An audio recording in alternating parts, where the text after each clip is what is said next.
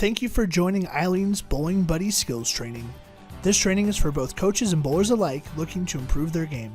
In this session, we will cover all aspects of the release. We will explain the use of a yo-yo motion, how a proper ball fit can impact your release. We will do an analysis of the flat spot, explain what it is and why it's important, and how this understanding can improve your release. We will look at the similarities and differences between thumb in and thumb out releases. We will be highlighting our 4-inch field ball, as well as our release trainer, and show you several ways to use these tools to improve your release. Everybody used a yo-yo before? Okay. So we're doing a yo-yo and we're playing. Every time you pull like this, the yo-yo comes up, right? Okay. So we're doing yo-yo. Now we want to make it sleep, right? When you make a yo-yo sleep, that's revolutions to a bowling ball. It's a total correlation to your revs on a bowling ball, same as you do with that yo-yo. So I'm going to make it sleep. I go like that. I don't touch my fingers because I want it to stay down there, right? As soon as I manipulate it, it comes back up. That's why lift is a 4-letter word. The only time you ever want to lift anything is your ball off the rack. If I pull with my bowling ball or that yo-yo, it has a reaction. I don't want that reaction. I just want my action. And my reaction will be a better roll. We put a little more effort into it. But we still keep our hand there. So if you watch Pete Weber, I believe, was doing this, we don't necessarily want to teach this, but what he is doing is he's staying behind the ball, and he's letting it roll off his fingertips more. And when you do that, it's going to be more repetitive. It will go longer, straighter, and more powerful. So we want to teach this action of the release. There's so many people that teach the reaction. So I see people all the time, we're going to teach Pete Weber. We're going to shake hands. We're going to be up here. I'm not Pete Weber. You're not. I'm doing you a disservice. This is Pete's action, okay? And then his fingers bent here, and they snap. It's a reaction. Where his hand goes is a reaction to the action he has here, to his release. So Walter Ray gets knocked down because he stands up and he just rolls out there. Watch him closely. That guy is so athletic. He's bent over, and we'll get into his arm movements. And then he puts so much into it that this action happens, and because we have an equal and opposite reaction, he has no choice but to do this. Because he delivered it down so much that this comes up. What we need to do is teach that action. Your reaction is going to happen. That's a cat's tail. The cat's tail goes where it just goes. I can tell you if we got Walter doing just a little different, he wouldn't have that, and we could change that by changing his action. That's all. It's only because he has to. He has no choice.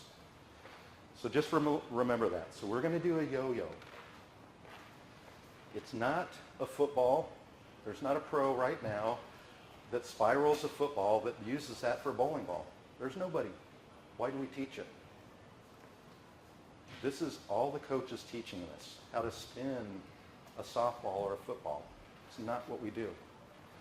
If you watch every pro, they're off their fingertips. As I told you, you can't be a baseball pitcher and pitch like that. You're going to come off your fingertips or you can't be good. Every one of you, whether you know it or not, are off your fingertips. Your fingers are actually in the ball over here when you let it go. That's how you use your fingers. And then this is the reaction. Okay? So all we want to learn is this.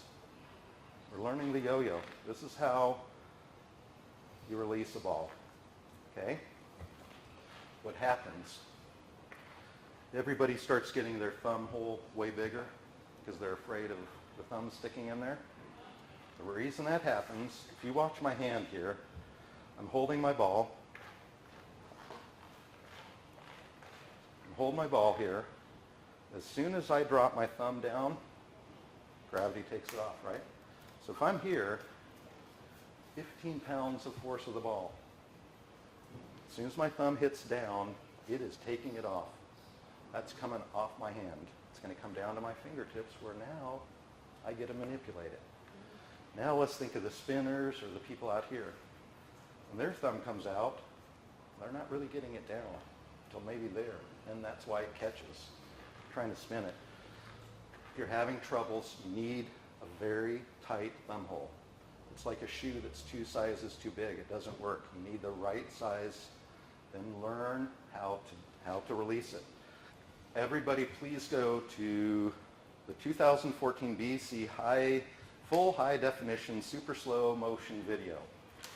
What you're going to find on there, some of the good pros are rolling, and you're going to see that beautiful yo-yo. And then you're going to watch other people because it's in super slow motion, and they're not going to do it as well. Hey, you don't know who those bowlers are. Surprise, surprise.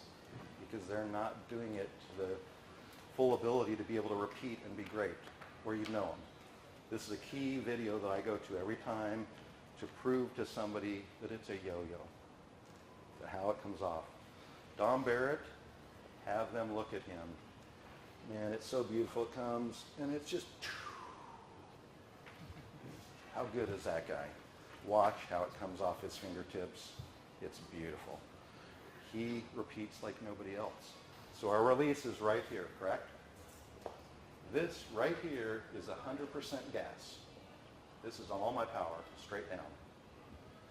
As I come out here, I just lost 20%, 30, 40, 50. If I come early, 20% loss, right? This is maximizing. We always want to know why. I want you guys to go look at a fast pitch women's softball pitcher and see where she releases it. And they are awesome. They're about repeating, getting off fingertips. They're right here. Now let's think about a soft pitch softball player. Up here, because it's weak. It's not powerful. They're trying to manipulate it. The power is right here. So that's a big key for us, not only releasing, but releasing at this moment. What I've noticed with most bowlers, and I want you people to watch people out there, is they bring the ball back. Remember how we said gravity takes it off? They're holding their ball like this. Look where my thumb is. Literally, gravity is fighting them the whole time. They are holding on for dear life. And then there's no power there, because now they only have that. We have to relax and hold the ball, and then use our thumb and gravity. Gravity is our friend. It's absolutely the best friend you have. If you do this, gravity is going to take that ball off your hand and roll it down to your fingers.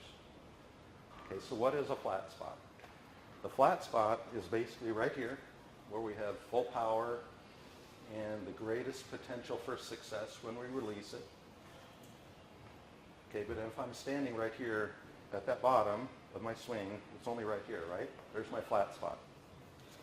Now look what happens when we get that 45-degree tilt. Now my flat spot is extended probably 4 or 5 inches. What that's done for you is it's given you 4 or 5 inches instead of an inch to repeat that release and still get the same result. So by staying forward, you're extending your flat spot, and you're allowing yourself to repeat that more. You also talked about getting lower to the ground.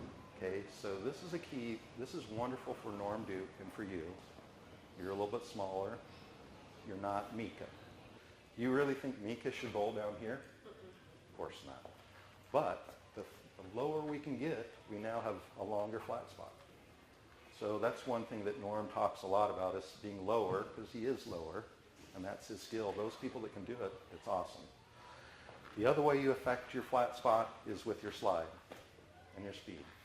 So if you're coming up and you can slide a little longer and have a little more speed, now you've lengthened that flat spot. So for me, that walks up easy and I got to keep myself forward, I got to create a little bit longer spot where I can repeat. It's not that it's flat or better, it's a place you can repeat more and with power. What Rex was explaining about was the flat spot, and got a good look at how it comes together. But why would we want a longer flat spot? Well, it's the same way as any golfer or anybody that has a hitting zone where you maximize your effort. The longer you make that flat spot, the longer you make that hitting area, the more you have chance to make the last second adjustment to make a good shot. So the longer you can have that flat spot, you can adjust to your conditions that you're more likely to repeat and hit your shot more. So if you're just a split second behind, a split second ahead, a longer flat spot will give you that much needed area to make that last minute adjustment to continue to make the good shot. And go into those adjustments. Our body adjusts all the time in this. It's never the same. You're constant. You've learned to adjust without even knowing it. You were talking about that. Your subconscious is such a marvelous, miraculous tool. Once you've done this 1,000 times and you need to make that minute adjustment, you don't have to tell your brain, hey, I need to do this a little differently. It automatically does it for you. Mm-hmm. And then that's where you get into the repeatability. So these little adjustments that we're talking about takes you from being a good bowler to a great bowler. Mm-hmm. No doubt about it. Thumb in, thumb out differences. Okay, so the first thing we're going to do is this is our release trainer. And what we do with this is just get that feel to our fingertips. That's all I want. So they feel, that's where it's coming to. That's what it feels like when you're coming off your ball. We're not doing all this stuff. It's that feel. Then we turn it around. And this will hit a little bit harder. That will really give you the feel off the fingertips.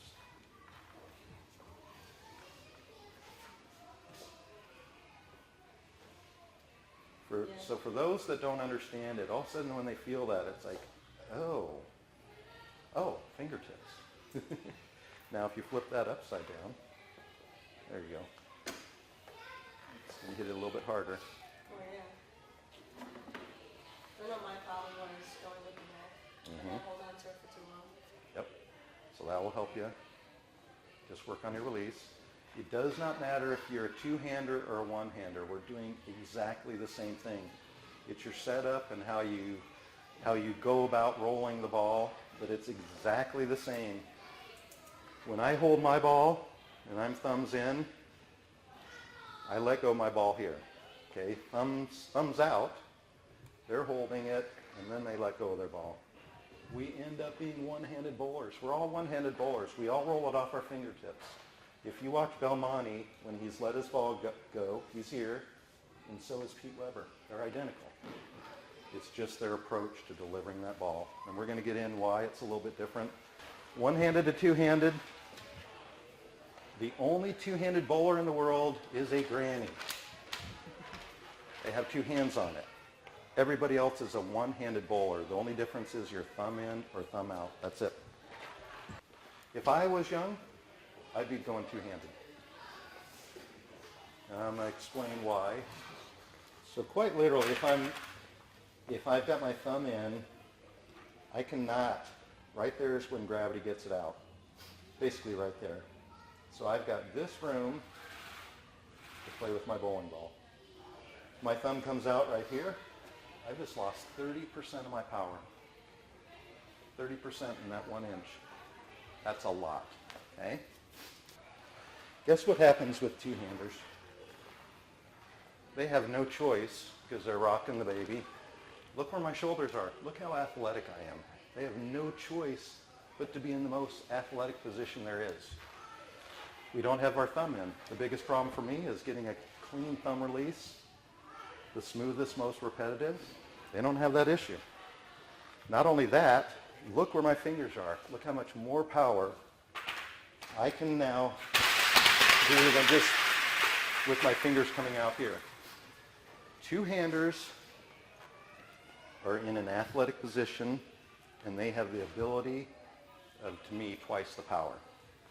The reason they haven't taken over this industry is they haven't learned how to read the environment and how to repeat it. If you repeat your power, I can't beat you. Right now, I look at this industry as, you've got a brand new Porsche, good for you, but I just have an old one. I mean, it's not near as fast, but I don't think you're as good a driver, so I still beat you occasionally. Once you learn to drive that thing, it's going to be like you having a Porsche and me having a Volkswagen. There's no chance. Once you're that skilled, once you learn it all, I can't touch you. That's where I see this going, is everybody's, Now, let's take in mind, though, that this is very athletic for two-handers. So I say I would do it if I was younger. It's very athletic. Doesn't look so. Very, very difficult on you. You have a tendency to potentially hurt yourself a little easier than thumbs in my viewpoint, although you guys are learning how to do it smoother. For you two-handers out there, you do not have to run up and fly and jump. That's not the game anymore. You literally can take it, come up to, remember our yo-yo? We don't want that. Deliver it. Your fingers are below the equator. You already have the power. Just roll the ball where you need to. The drills portion of this session will introduce you to new ways to train and develop the repetitive release that will take your game to the next level. Here's the different drills that I do. Basically, this zeroed out. The more I give revs, the more you'll jump forward a little bit. So I'm trying to get that snap off, and you see that ball motion. Watch what happens when I come across. We're going to do an axis rotation, and I can come here and make it bounce over to that one. So we can play games of making them rebound different ways.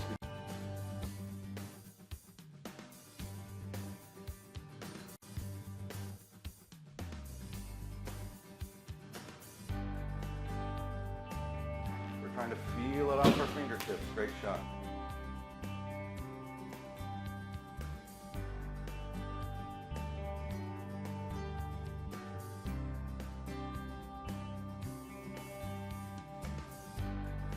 So the other thing I'll do is walk my ball.